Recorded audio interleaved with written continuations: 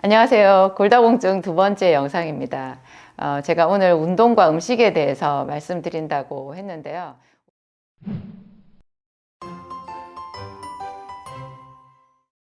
우선 이제 그 골다공증 검사를 받았을 때 그 검사표를 좀 해석할 수 있는 그 지식이 있으면 좋거든요. 제일 중요한 것 간단하게 말씀드리면 T 스코어와 Z 스코어라는 건데요. 그러니까 T 점수, Z 점수라는 거죠.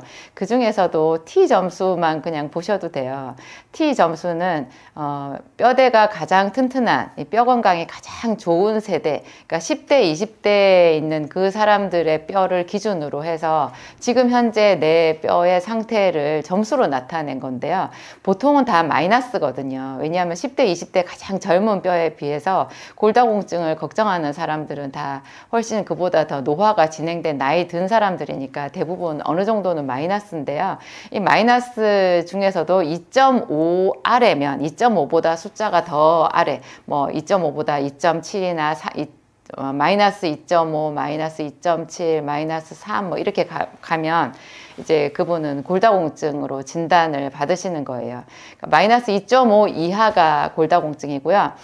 마이너스 1에서 마이너스 2.5 그 사이는 이제 골다공증으로 가는 전 단계라고 보시면 되죠.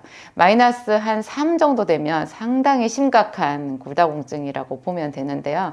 골다공증은 이제 무서운 게 통증이 없고 어떤 증상이 없어서 그래서 무섭다고 해요. 이게 통증이 있으면 사람들이 이제 그 통증이라는 것 때문에 경각심을 갖잖아요. 근데 골다공증은 아무런 통증이 없어서 그래서 사람들이 이제 검사 자체도 해보지 않고 자기 뼈 상태를 모르고 있다가 어느 날 골절이 와서 이제 너무 이제 그때는 치료 시기를 좀 놓쳐버린 그런 게 되는 거죠. 그래서 미리미리 이제 예방이 중요한데요.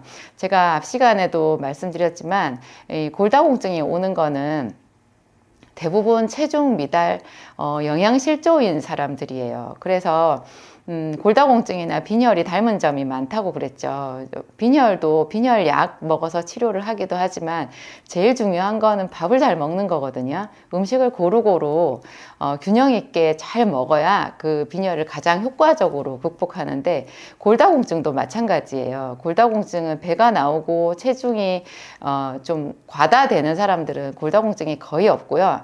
또 남자보다는 여성에 훨씬 많거든요. 그래서 위장이 약한 여성들 중장년 이상이 되면 골다공증 걱정을 해봐야 되는 거예요.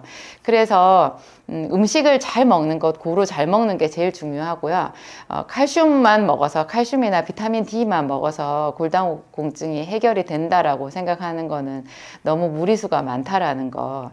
그래서 잘 먹어야 되는데 단백질도 중요하고 뭐 채소, 야채, 채소나 해조류나 고기나 이런 것도 좀 소화시킬 수 있는 범위 내에서 충분히 먹는 거 아주 중요하고요. 영양제로는 이제 비타민 B, C 이런 것도 굉장히 중요하거든요. 사람들은 칼슘하고 비타민 D만 생각하지만 전체적으로 다 영양 상태가 좋아야 이게 그 골다공증이 해소될 수 있어요. 그래서 종합 영양제 이런 것도 참 좋아요. 미량 미네랄, 굴이나 뭐 아연이나 셀레늄 같은 거 두루두루 다 들어있는 그런 종합 영양제 있잖아요. 저희 약국에서는 제가 헬시큐가 이제 조만간에 제가 식품으로도 건강기능식품으로도 지금 출시 예정인데요. 아직까지는 일반의약품이긴 해요. 신일제약에서 나온 헬시큐를 제가 많이 권하긴 하는데 그거 외에도 시중에 종합 영양제 나와 있는 거 좀 활용하세요. 그리고 이런 거를 먹을 때 여러분 비타민C를 같이 먹으면 그 미량 미네랄의 흡수율을 굉장히 높일 수 있어요. 철분을 먹을 때도 비타민C를 같이 먹으면 철분 흡수율이 올라가서 빈혈이 빨리 치료되거든요. 비타민C 자체가 적혈구를 건강하게 해주는 작용도 있는데요. 다른 영양 성분들의 흡수율을 올려주는 아주 그런 효자 역할을 한다는 거 여러분 기억하시고 비타민C랑 칼슘, 비타민C랑 철분, 뭐 비타민C랑 종합 영양제 이런 거 같이 먹는 거 좋다. 그 대신에 철분이나 칼슘은요 성질이 차가워요. 칼슘의 성질이 차갑기 때문에 칼슘이 대부분 위장장애가 있거든요. 그래서 위장장애 없는 칼슘을 찾다가 아주 값비싼 이온 칼슘을 먹기도 하시던데 저는 그렇게까지는 안 하셔도 된다고 보고요. 칼슘이 차가운 성질이기 때문에 비타민C를 같이 먹을 때 반드시 따뜻한 물로 복용하시고요. 그리고 칼슘이나 비타민C 식후에 복용하셔야 돼요. 이럴 때는. 그래야 위장장애를 좀 줄일 수 있고, 또 가까운 데 있는 약국에서 칼슘 중에서 위장장애가 좀 적은 칼슘을 또 골라서 먹는 방법도 있고요. 그냥 종합영양제 그거를 충분히 먹는 방법도 있어요. 제가 좋은 음식을 말씀드리는 것보다 사실은 또 훨씬 더 강조하고 싶은 것이요. 나쁜 음식이에요. 골다공증에 나쁜 음식이 있거든요. 그게 놀랍게도 여러분 설탕이에요. 단 음식 있잖아요. 달달한 거 좋아하시면 뼈가 약해진다는 거 여러분 꼭 숙지하셔야 돼요. 보통 어린 아이들한테 너 초콜릿 먹지, 사탕 먹지, 그러면 이 다 썩어 이런 얘기 하잖아요. 먹을 때 이만 썩는 것이 아니라 먹고 나서 뼛속에 칼슘이 빠져나온다라는 거 여러분 그거 정말 중요한 이야기거든요. 달달한 거 좋아해요. 보통 체격이 좀 마르고 위장이 약하고 이런 사람들이 좀 예민하신 분들이 많거든요. 예민한 사람들이 달달한 거 먹으면 좀 이완작용이 있잖아요. 마음이 편안해지잖아요. 그래서 단 거를 계속 끊이지 않고 이렇게 조금씩 먹는 분들이 있는데요. 다른 음식은 잘 못 먹어도 달달한 커피에 식빵 뭐 이런 거 도너츠, 커피 이런 거 좋아하시는 분들이 있는데 도너츠 여러분 너무너무 해로워요. 뼈 건강에. 단 거, 또 밀가루가요, 몸속에 들어가면 설탕 먹은 거랑 똑같이 되거든요. 그 완전 정제된 밀가루잖아요. 도너츠 같은 경우는 얼마나 부드러워요. 이런 부드러운 빵, 달달한 음식, 이런 것들이 너무 해롭죠. 그나마 이제 과일에 단 거는 뭐 설탕 자체보다는 좀 낫기는 하는데요. 그래도 과일도 많이 먹는 거는 제가 권하고 싶지 않아요. 과일도 적당히. 하여튼 설탕 완전히 정제된 밀가루로 만든 뭐 도너츠 같은 거, 또 탄산음료 이런 거 완전히 이렇게 주의하셔야 된다는 거. 깊이 음식에 들어간다는 거 꼭 기억하시고요. 이제 두 번째 여러분 운동 말씀드릴 텐데 이 골다공증을 예방하는 제일 좋은 방법이 사실은 또 근육을 만드는 거거든요.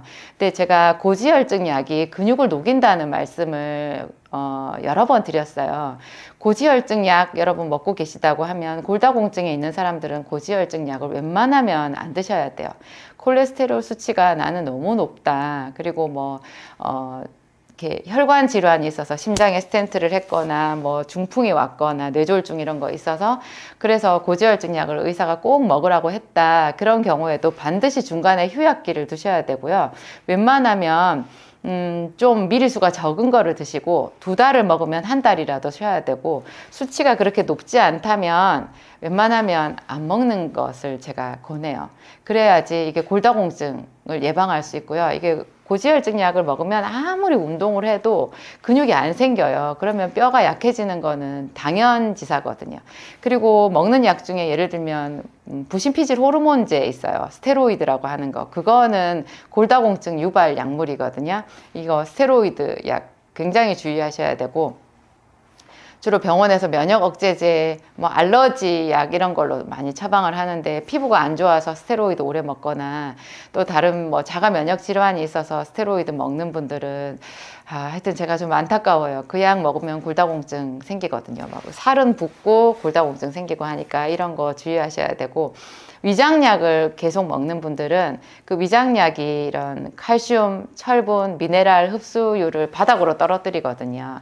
그래서 위장약도 웬만하면 안 드셔야 돼요. 그 병은 다른 방법으로 치료하셔야 되고 뭐 제 약이 궁금하시다면 저는 또 생기산 권할 거니까 하여튼 그렇고요. 그건 다른 영상 참고하시고 근육을 만드는 그런 운동 중에서 제일 좋은 것이요. 걷다가 뛰다가 하는 거예요.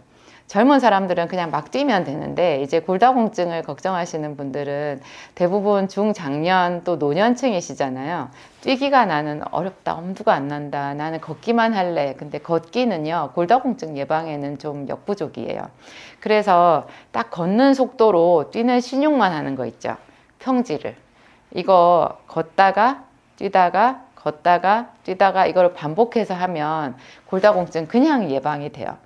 나는 걷기는 하면 너무 좋겠지만 그건 못한다 하는 분들을 위해서 제가 운동을 또 하나를 소개를 시켜 드리는데요. 이게 젊은 사람들이 보면 운동 같지도 않지만 이게 골반의 뼈를 튼튼하게 하는데 되게 도움이 되거든요. 엉덩이 근육을 이렇게 좋게 해요. 대부분 나이가 들면 엉덩이가 꺼지면서 엉덩이가 없어지잖아요. 엉덩이하고 허벅지가 가늘어지는데요. 이것이 치매에도 심각하게 영향을 주거든요. 이제 치매도 불러올 수가 있어요. 그래서 엉덩이하고 허벅지를 항상 관리를 잘 하셔야 되거든요. 지금 제가 자료 화면 띄워 드리는데요. 아주 쉬워요. 의자나 아니면 벽 같은 거를 잡으셔도 되고요. 두 다리 똑바로 선 상태에서 한쪽 다리를 뒤로 빼는 거예요. 뒤로 뺀 상태에서 그 뒤로 뺀 다리에 이렇게 뺀 다리를 쭉 뻗어서 힘을 주었다가 다시 힘을 빼고 이렇게 구부렸다가 또 쭉 뻗어서 힘을 주었다가 이걸 반복하는 거예요. 그때 그 다리를 뻗으면서 힘을 주잖아요. 그 힘을 주는 그 순간에 여러분 느껴질 거예요. 이 엉덩이 살이 이렇게 근육이 느껴져요. 근육이 힘을 쭉 주면 엉덩이가 이렇게 볼록 올라오거든요. 그게 잠깐 한 5초나 10초 정도 힘을 주었다가 다시 다리를 이렇게 힘을 빼고 다리를 구부렸다가 또 펴요. 그러면 허벅지에도 힘이 들어가고 이 골반 엉덩이 근육에도 힘이 들어가는데 젊은 사람들은 뭐 이게 운동이냐 그런 생각할 수 있지만 골다공증을 예방하는 데는 이것보다 쉬운 운동이 없어요. 그리고 상당히 효율이 있거든요. 이거를 다리 바꿔가면서 해보시고요.